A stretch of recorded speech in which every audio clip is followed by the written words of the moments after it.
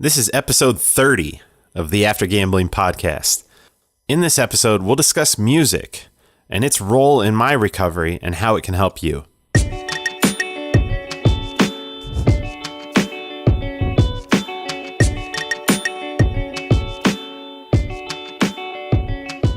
Hey there, and welcome to the After Gambling podcast.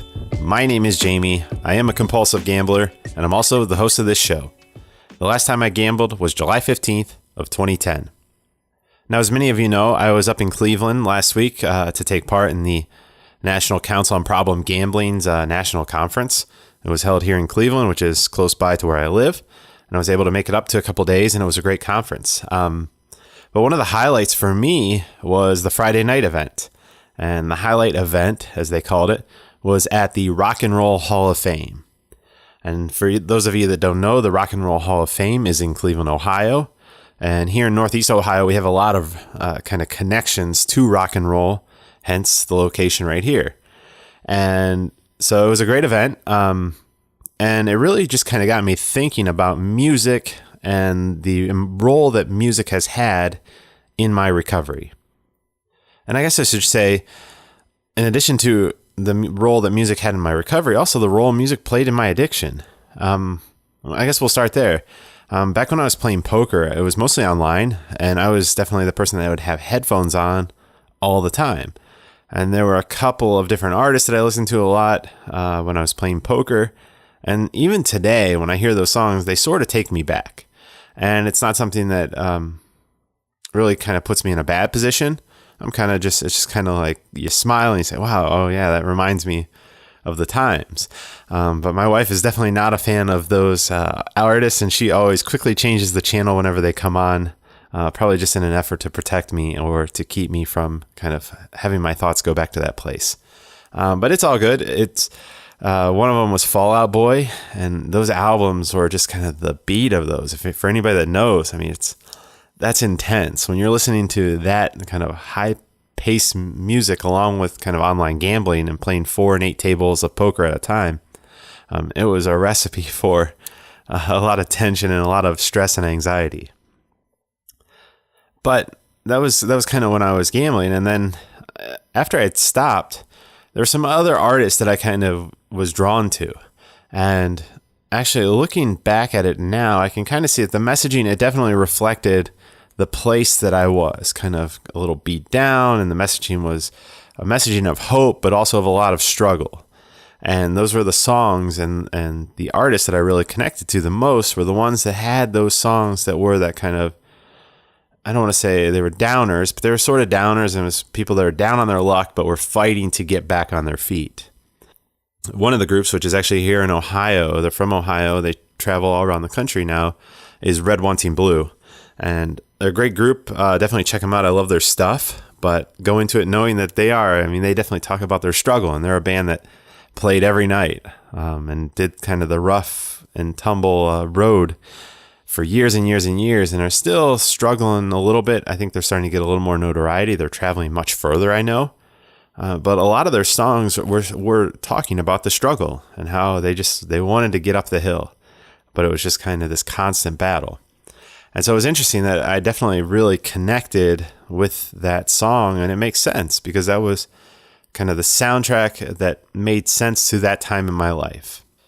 And now fast forward in recovery, I was in recovery then, but to a different place in recovery. And I think we all go through phases of recovery, and I'm into a place right now where I'm very comfortable in my recovery and understanding that that was me of 8 years ago. That's not me of today.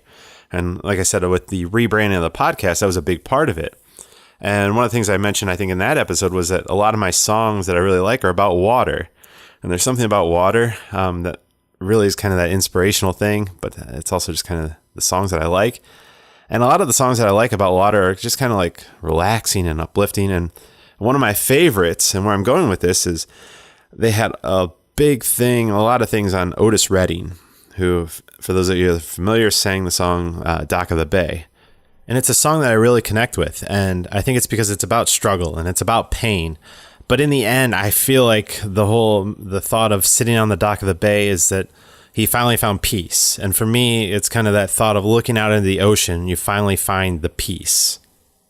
So it's a song that I really connect with and that really resonates with me. And so at the Rock and Roll Hall of Fame, Otis Redding played a huge role in the rock and roll landscape. And he actually died in a plane crash. And so I put on my Instagram the pictures of the wreckage of the plane. And he was there several different places. And that was kind of one of those things that as I was there, I was listening and kind of recalling his song, but then also just that bigger impact of music. And so I think one of the takeaways is to realize that music plays a very important role in our lives. And I think we definitely connect with soundtracks. We connect with songs that match the way we feel at the time.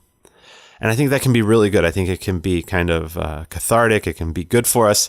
But I also look back and I realize that it's also important to kind of edit and look at what those messages are. Because if you keep listening to them and keep listening to them, for example, with Red, White, Team Blue, that story of struggle, I don't know if I would have been able to get to the place where I am today if I was continuing to listen to their music as often as I was. Because it really was kind of, it hit a nerve, and it definitely was the way I felt at the time, but it's not the way I want to feel now. And I definitely have a much more brighter outlook on life, and there's actually quite a few country music songs, and as you can already kind of see, I have a wide range of music interest.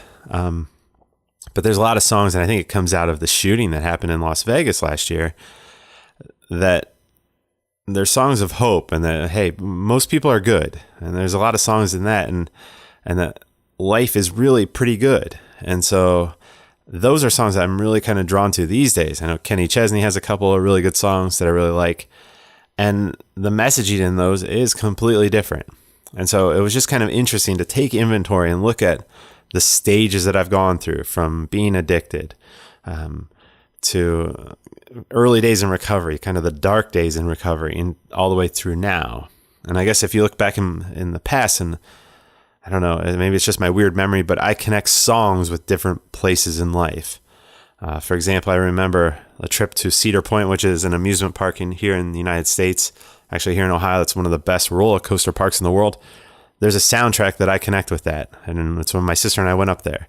And there's soundtracks that I connect and songs that I connect with golf and traveling to golf tournaments and all these different ones. I mean, I remember Weezer actually was playing Island in the Sun literally as our plane turned, and I could see the island start to appear when we were going to Hawaii my freshman year in college to play golf. And so that I guess my point just being that it's interesting, and I think we need to kind of look at the music that we're listening to and evaluate whether it's good for us and it's kind of in the direction of where we want to go forward.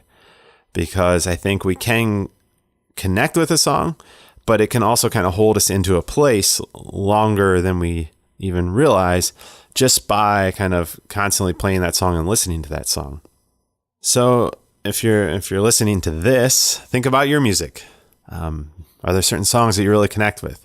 What's the messaging in that song? And is that messaging kind of the place you want to be, the place you want to go, or is it just kind of a place that's maybe holding you back? So hopefully kind of doing this evaluation of your music might help you to look and say, okay, hey, maybe these are songs I don't need to listen to as much, and maybe these are songs that I should listen to more often. And now I just want to transition into kind of a cool resource that we have, again, here in Ohio, right here in Akron. One of our local radio stations, The Summit, and you can find it at thesummit.fm, but they actually have a specific station that's Rock and Recovery. And you can find that at rockandrecovery.com. And I'll just read here. It says Rock and Recovery mobilizes and supports the recovery community to grow and heal together through the therapeutic power of music, mixed with shared messages of hope and inspiration. Handpicked music and resources provide encouragement for each personal journey. And so it is really kind of a cool station if you're looking for something to listen to. It's all very uplifting messaging that is designed and catered to the recovery community. And like I said, They play kind of inspirational little tidbits and people giving their story throughout. So it's just really kind of a cool station that I wanted to introduce you to. And I think down the road, I'd like to have them on to talk about what started this. And I think I've mentioned before, Akron, we're the home of Dr. Bob, who was the founder of AA. So we have a lot of kind of recovery roots here as well, in addition to music. So I just thought this would be kind of an interesting topic for today. Like I said, I really wasn't struck with the music, and I've thought about it before, but we literally sat there and they had one presentation at the Rock and Roll Hall of Fame where they're going through all of the kind of history of American Bandstand, which had every major artist come through American Bandstand with Dick Clark. And so it was just interesting, little tidbits of music. And I was like, man, oh, that song. So it was interesting how music can take you back into different places. But also, like I said, make sure that we understand that we're using it to take us forward to the places that we want to go in the future. So hopefully this helps. Let me know if there's some songs that you really like that you kind of connect to. Shoot me messages. Also, if you haven't already, please subscribe to the channel, one. That way you get updates all the time. Subscribe to the podcast. And then also, if you can leave a review. I hadn't really looked at the reviews recently, but I went on and I was blown away by some of the very, very kind things everyone has to say on there. And so it's not so much to stoke my ego, but reviews, and they really help to bring more people in. The more reviews there are, that kind of helps in the algorithm. So if you have a chance to leave a review, I know we're all busy, but if you have a minute, that would really help me and help others to find the podcast. And then finally, as always, remember, I am not a doctor, I'm not a lawyer, and I'm not an attorney. I'm getting rid of the canned speech at the end to just kind of shoot from the hip. But yeah, it's serious. Gambling disorder is a serious thing. Get the help you need. Reach out for help. Everything here we discuss is for educational purposes. And while I think it can help your life, you really need the help, and you deserve the help of a professional. And then finally, music for the show is Something Elated by Broke for Free and is licensed through the Creative Commons license.